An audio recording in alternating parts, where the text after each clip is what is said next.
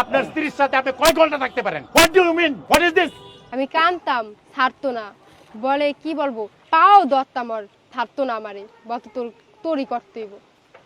বলতাম আমি, আপনি আমার মুক্তি দিয়ে দেন, আপনি দরকার ভাই আরেকটা বিয়ে করেন, তারপর আমার মুক্তি দেন। আমি পারতাছি না, কানতাম, হাত জোর করতাম, পাও ধরতাম, তাও আমার ছাড়তো না। এই বলতেছে যে 1.5 ঘন্টা পর্যন্ত এনজয় করতো, সেটা আপনি জিজ্ঞেস করলেন না যে একটা মানুষ 1.5 ঘন্টা কি এনজয় করে কিভাবে? আপনারা সেই প্রশ্ন আপনি আমাকে করতেছেন।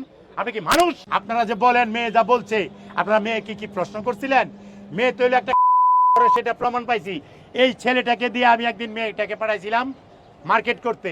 যখন ছেলেটা রিক্সার থেকে এই আপনার বাবুবাজার এসে নামছে, ওভারব্রিজ পারিয়ে গিয়া তার আবার ইয়াতে উঠবে, তখন এক লোক নাকি ওকে জিজ্ঞাসা করছে, মানে ওর সামনে, এই মণি, ওই মেয়েটার নাম ছিল মণি, দিছে হোটেলে, যে মণি তুই তো আগে হোটেলে আইতো না, তোর দেখিও না, মোবাইলে ধরস না, তোর কিছু পাই না, কারণটা কি? মানে নামতে তো উঠতে তো হোটেলটার সাথেই। তখন সে গিয়ে আমাকে বাসায় বলছে, দাদা এটা এক সারাই জিজ্ঞাসা, এই মেয়ে নাকি আগে হোটেলে যাই, তখন যায় না।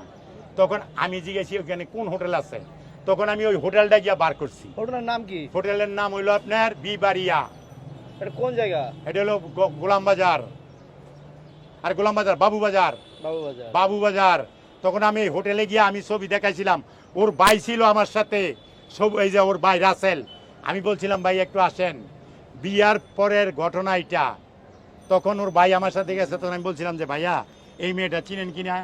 তখন এই রাজু আমাকে বলছিল যে হ্যাঁ ভাই, এটা তো আমার হোটেলে আসতো আগে, এর নাম মণি, কিন্তু ওর নাম হলো সাক্ষী আক্তার ফাতেমা, হোটেলে দেওয়া হয়েছে ছদ্মনাম মণি।